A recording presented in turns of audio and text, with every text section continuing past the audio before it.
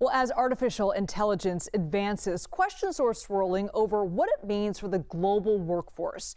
Jeffrey Hinton, the so-called godfather of AI and a pioneer in the field, warns some industries may be hit harder than others.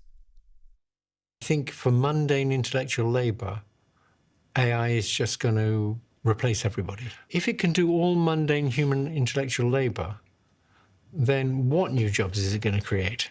You'd have to be very skilled to have a job that it couldn't just do. Now, AI is already shaping the workforce in big tech. Amazon CEO Andy Jassy says AI will lead to fewer corporate jobs at the company. And Microsoft says it plans to lay off thousands of employees as it looks to offset costly investments in AI. So let's bring in Jacob Ward, a technology journalist and host of the Rip Current podcast. Jacob, thank you so much for being with us. Pleasure to be here. Clearly a lot of concern that AI could leave people jobless. How true is that, and what does AI mean for the labor market? Liz, it is extremely true. We have really no doubt that there's going to be enormous upheaval in the job market. We know, for instance, the World Economic Forum saying, around the same time that Amazon's CEO Andy Jassy saying openly that we're going to have big efficiency gains through AI, and as a result, we're going to streamline our corporate workforce. You can imagine that the Amazon employees waking up that morning were very upset. And this is, comes with predictions from, let's say, the World Economic Forum, which says that by, the next few years, we're going to lose probably 9 million jobs. And then by 2030, those will, in theory, be replaced by 11 million new jobs. But who the heck knows what those are exactly going to be? Yeah, it's really kind of a mystery, and that's what's stoking a lot of fear for employees, is not knowing what the future really holds. But this is interesting. We're seeing companies pour money into AI. Meta CEO Mark Zuckerberg offering hefty bonuses to lure in top AI talent, even tried to poach employees from rival OpenAI. No surprise there, no love lost between these two executives. That's right. But can you tell us more about the opportunities that AI could also create? Well, there are, of course, enormous opportunities for things like research. I mean, this is the kind of thing that Mark Zuckerberg wants to be the backbone of. It's part of why he, is throwing huge amounts of money at this stuff, as he obviously sees the opportunity to be not just a huge, corporate sort of piece of equipment. He wants also to transform society in the same way that social media did. That's why he's, of course, throwing, probably more than $14 billion at this company, Scale AI. But, when we think about what are the opportunities for you and I, it's not at all clear. We've already seen, you'll remember, Liz, let's say 4 or 5 months ago, everyone was talking about being a prompt engineer.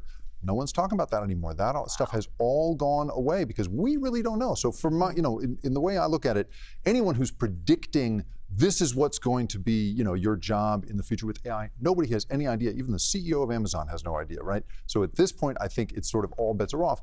But we know all these jobs, LinkedIn right now estimates that 70% of workforce skills are going to be totally different by 2030. That's as good as we know right now. Wow, I'm thinking of all those coding classes that so many were taking, and that's even going to be obsolete here wiped out in a matter of 5 minutes. Absolutely. Let's put some context to this, though. Yeah. Because it's easy to feel afraid of what we don't quite understand. Sure. And a lot of people don't understand what AI is and what it's capable of. But historically, there's been some trepidation about everything from the invention to the light bulb to the internet. So what do people need to understand about AI as the technology grows? Well, I think, in a nuts and bolts sense, the American economy is fantastic at inventing new jobs, right? So once upon a time, a well-educated young person could get a great career in a technical job, and that was called switchboard operator. That went on for a long, long time. And then it got totally wiped out once, telephones got more inventive, and then suddenly new jobs came along. So I think that, America is great at making money, and it's great at turning out people to do that for it. At the same time, what are the skills that are going to put you in the best position? I'm not sure. I was having a conversation with somebody the other night who was lamenting that his daughter wants to be an artist and not a lawyer or an engineer. And I said to him, I don't know, man.